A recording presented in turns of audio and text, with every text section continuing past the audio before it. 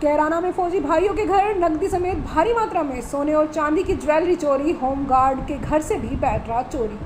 शामली जनपद के कैराना थाना क्षेत्र के बुच्चा खेड़ी गांव में बीती रात मध्यरात्रि अज्ञात चोरों ने फौजियों के घर से घुसकर लाखों रुपए की नकदी और सोने चांदी के आभूषण चोरी कर लिए। घटना के समय आसपास के मकान के भी कुंडे बंद कर दिए गए। इसके अलावा गांव में एक होमगार्ड के मकान का ताला तोड़कर उसमें रखा बैटरा भी चोरी कर लिया गया। घटना से गांव में सनसनी फैल गई है। सूचना पर पुलिस व उच्च अधिकारियों ने घटनास्थल का मौका मुआयना किया।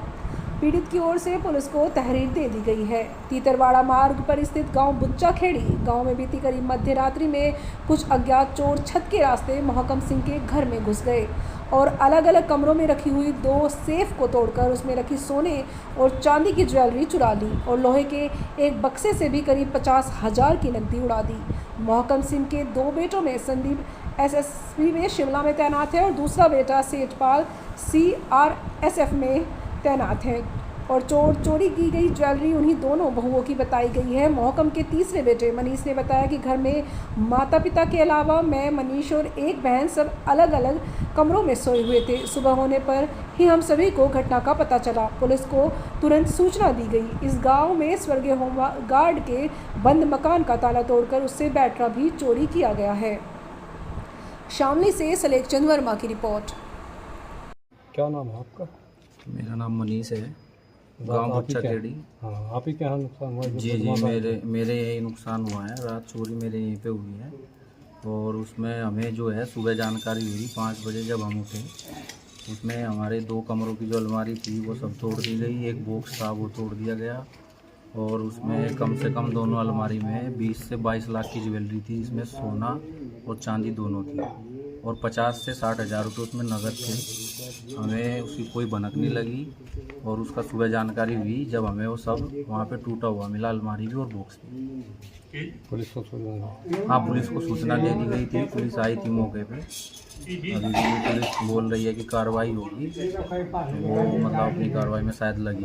तहरीर दी गई है? हाँ, तहरीर हमारी तरफ से मोहकम की तरफ से। मोहकम जी आपके पिताजी हैं? जी, मेरे पिताजी। अच्छा, इनकी तरफ से तहरीर की कॉपी कोई है यहाँ पे? अभी नहीं है उनके पास, कॉपी नहीं है। Duplicate copy? नहीं, वो लिख के दी थी उनके पास। क्या कुछ लगता है कौन लोग हो सकते हैं? कुछ अंदाजा है इसका?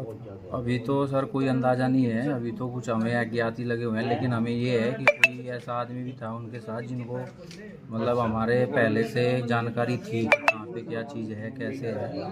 तो शायद कोई मिला जुला था उनसे जिसको जानकारी थी हमारे घर के बारे में, लेकिन अभी हम श्योर नहीं बोल सकते कि कौन था।